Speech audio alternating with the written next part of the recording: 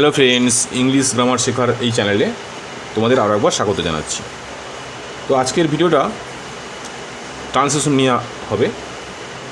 Grammar শেখার সাথে সাথে ট্রান্সলেশন শেখাটা খুব জরুরি, কারণ কি ট্রান্সলেশন না করতে পারলে আমরা কিন্তু গ্রামার কিছু শিখতে পারবো না, তাই না? যার কারণে কিছু ট্রান্সলেশন আজকে নিয়ে এসেছি। যারা একেবারে ট্রান্সলেশন পারো না, খুব একদম বেসিক লেভেলের খুব ছোটো ছোটো একদম ট্রান্সলেশন খুব সহজে গ্রামার কীভাবে মেনটেন করে টেন্সকে বজায় রেখে কী করে করা যেতে পারে, তো আজকে সেটা নিয়ে আলোচনা করা হবে। ঠিক আছে, তো তোমরা ভিডিওটা পুরো দেখতে থাকো।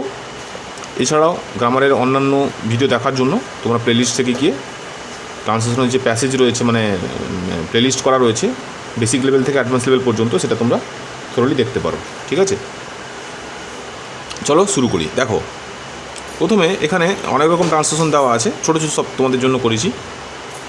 কীভাবে কী করা হয়েছে দেখো। প্রথমে বলা হয়েছে যে তুমি কি চা খাও। দেখো, এটা একটা প্রশ্নবোধক বাক্য।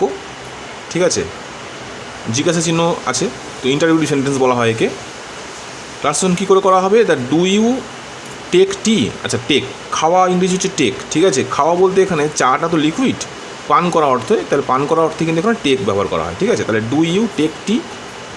ঠিক আছে, টি মানে চা। আশা করি বুঝতে পারলে। এখানে ডুটা কেন এলো? কারণ এই যে সেন্টেন্সটা, এই সেন্টেন্সের মধ্যে কিন্তু কোনো বি ভার্ব কিংবা হ্যাভ ভার্ব নেই। তাহলে যেখানে বি ভার্ব কিংবা হ্যাভ ভার্ব থাকবে না, সেখানে কিন্তু আমরা ডু ব্যবহার করব। ঠিক আছে, যার কারণে এখানে ডুটা সামনে এসছে। ঠিক আছে, তারপরে দেখো, তুমি কি তাকে পছন্দ করো? তাহলে এটাও নেই। তাহলে ডু ইউ লাইক হিম, সব প্রেজেন্ট টেন্সে আছে, যার কারণে কিন্তু এখানে ভার্বগুলো প্রেজেন্ট টেন্সে রয়েছে। ঠিক আছে, do you like him, like মানে পছন্দ করা, তাকে পছন্দ করো। আচ্ছা, সে পড়ে না, তাহলে হি ডাজ নট রিড। তাহলে ডাজ নট কেন বসছে? কারণ যেহেতু এটা প্রেজেন্ট টেন্সে রয়েছে। ঠিক আছে, আর প্রেজেন্ট টেন্সের নিয়মটাই হচ্ছে, প্রেজেন্ট টেন্সের যে সাবজেক্ট থাকবে, সেই সাবজেক্ট যদি থার্ড পারসন এবং সিঙ্গুলার নাম্বার হয়, তাহলে ভার্বের শেষে একটা এস কিংবা ইয়েস যোগ হতে পারে। ঠিক আছে, তাহলে যেহেতু হিটা হচ্ছে সাবজেক্ট এবং এটা হচ্ছে থার্ড পারসন এবং সিঙ্গুলার নাম্বার, সিঙ্গুলার মানে হচ্ছে এক বচনকে বোঝানো হচ্ছে, তো যার কারণে এখানে ভার্বের শেষে ইয়েস যোগ হয়েছে। তাহলে হি ডাজ নট রিড। ঠিক আছে, তাহলে সে পড়ে না। ঠিক আছে, নেক্সট দেখো, সোমার কোনো বোন ছিল না। তাহলে সোমা ছিল না। দেখো, ছিল না অর্থে আমরা বুঝতে পারছি যে এটা কিন্তু পাস্ট টেন্সে হয়েছে, অর্থাৎ অতীতকালে বোঝাচ্ছে ছিল না। তাহলে আছে বা নেই আর ছিল নার মধ্যে পার্থক্য আছে। ঠিক আছে, তাহলে নেই যদি বলতাম তাহলে কিন্তু প্রেজেন্ট টেন্স হতো, যেহেতু ছিল না বলছে তাহলে কিন্তু এটা পাস্ট টেন্সে হয়েছে, এবং সেক্ষেত্রে কিন্তু আমাদের একটা হ্যাভ ভার্বের প্রয়োগ হবে, এবং সেখানে হ্যাভ ভার্বের পাস্ট টেন্স হচ্ছে হ্যাড। তাহলে সোমা হ্যাড নো সিস্টার। ঠিক আছে, নেক্সট দেখো, অশোক একজন রাজা ছিলেন। তাহলে ছিলেন, এটাও বুঝতে পারছো তোমরা, পাস্ট টেন্সে হচ্ছে। তাহলে অশোক একজন রাজা ছিলেন, তাহলে অশোক ওয়াজ এ কিং। কিং মানে রাজা, ওয়াজ মানে ছিলেন, তাহলে অশোক ছিলেন একজন রাজা। ঠিক আছে, এভাবে করা হয়েছে। নেক্সট দেখো, হরিবাবুকে একজন শিক্ষক, তো জিজ্ঞাসা করা হয়েছে। তাহলে হরিবাবু একজন শিক্ষক, তাহলে হরিবাবু ইজ এ টিচার, এটা হতো, তো সেখানে ইজ থাকতো। আর যেহেতু জিজ্ঞাসা চিহ্ন করে দেওয়া হয়েছে, মানে ইন্টারোগেটিভ সেন্টেন্স করা হয়েছে, তার কারণে এখানে কিন্তু ইজটা সামনে বসছে। তাহলে ইজ হরিবাবু এ টিচার, এখানে ইন্টারোগেশন মার্ক। ঠিক আছে, নেক্সট দেখো, তুমি খেলা করো না। তাহলে ইউ ডু নট প্লে। ঠিক আছে, এখানে কিন্তু ডুর পরে ডাজ হয়নি, কারণ কি, ইউটা হচ্ছে থার্ড পার্সন সিঙ্গুলার নাম, এটা হচ্ছে সেকেন্ড পার্সন এবং সিঙ্গুলার নাম্বার। ঠিক আছে, যার কারণে এখানে কিন্তু ডুর পরে ইয়েস যোগ হয়নি। তাহলে ইউ ডু নট প্লে, তাহলে তুমি খেলা করো না, ইউ ডু নট প্লে। ঠিক আছে, নেক্সট দেখো, সুভাষ একজন মহান নেতা ছিলেন।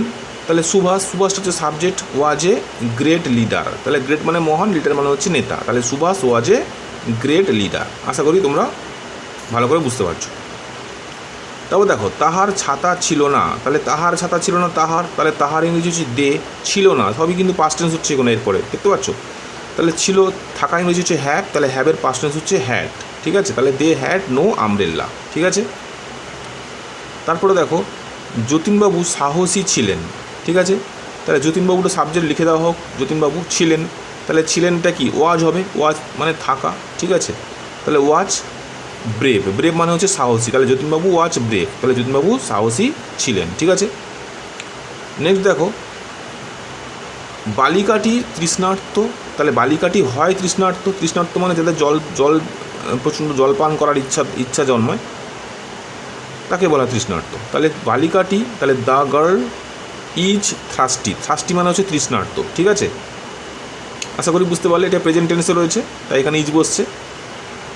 নেক্সট দেখো, মাদার টেরেজা একজন সমাজসেবী ছিলেন, তাহলে মাদার টেরেজা ছিলেন, ছিলেন এখানে পাস্ট টেন্স হবে, ভার্বটা পাস্ট টেন্স হবে, তাহলে মাদার টেরেজা আগে লিখে দেওয়া হয়েছে, মাদার টেরেজা ছিলেন, থাকা ইংরেজি হচ্ছে ওয়াচ, প্রেজেন্ট টেন্সে হলে ইজ হতো, যেহেতু পাস্ট টেন্সটা এটা ওয়াজ হয়েছে, তাহলে মাদার টেরেজা ওয়াজ এ ফিলঅ্যানথ্রোপিস্ট। দেখো ফিলঅ্যানথ্রোপিস্ট মানে হচ্ছে সমাজসেবী, সমাজসেবীকে বলা হয় ফিলঅ্যানথ্রোপিস্ট, ঠিক আছে।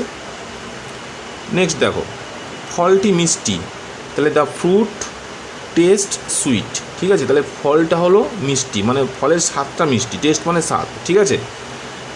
এখানেও দেখো ইয়েস করা হয়েছে, কারণ কি এই ফলটা হচ্ছে থার্ড পারসন এবং সিঙ্গুলার নাম্বার, ঠিক আছে। The fruit taste sweet, sweet মানে মিষ্টি, ঠিক আছে, আশা করি বুঝতে পারছো।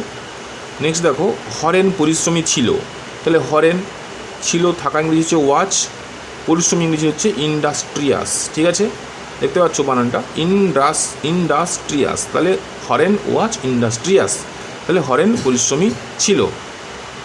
তারপর দেখো, রমার দুটি বোন ছিল, তাহলে রমা করব, থাকা ইংরেজি হচ্ছে হ্যাজ বা হ্যাভ, পাস্ট টেন্স যেহেতু এটা তাহলে হ্যাড হবে, প্রেজেন্ট টেন্স হলে হ্যাজ কিংবা হ্যাভ হতো, যেহেতু এটা পাস্ট টেন্স তাই এখানে হ্যাড হয়েছে, তাহলে রমা হ্যাড 2 সিস্টার্স, ঠিক আছে, তাহলে রমার দুটি বোন ছিল।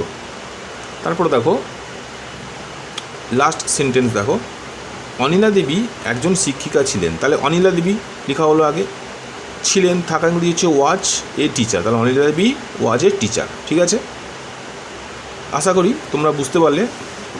এই ছোটো ছোটো ট্রান্সলেশনগুলো শিখতে শিখতে তোমরা একসময় বড় বড় ট্রান্সলেশনও তোমরা খুব সহজে করতে পারবে, ঠিক আছে। তো কী করে গ্রামার মেনটেন করে ট্রান্সলেশন করা হলো, তার জন্য গ্রামার শেখাটা খুব জরুরি, এবং এই গ্রামার শেখার জন্য কিন্তু আমাদের চ্যানেলটাও সাবস্ক্রাইব করার জন্য সেটাও কিন্তু খুব জরুরি। তো তোমরা যারা যারা নতুন দেখছো তারা আজকে চ্যানেলটাকে সাবস্ক্রাইব করে নাও, যাতে তোমাদের এইরকম খুব হেল্পফুল ভিডিওগুলো খুব কাজে লাগে এবং তোমরা খুব সহজেই গ্রামারটা শিখতে পারো, ঠিক আছে। সবাইকে এই ভিডিওটা দেখার জন্য অনেক অনেক ধন্যবাদ। পরের ভিডিও নিয়ে তোমাদের সঙ্গে আবার দেখা হচ্ছে। Thank you.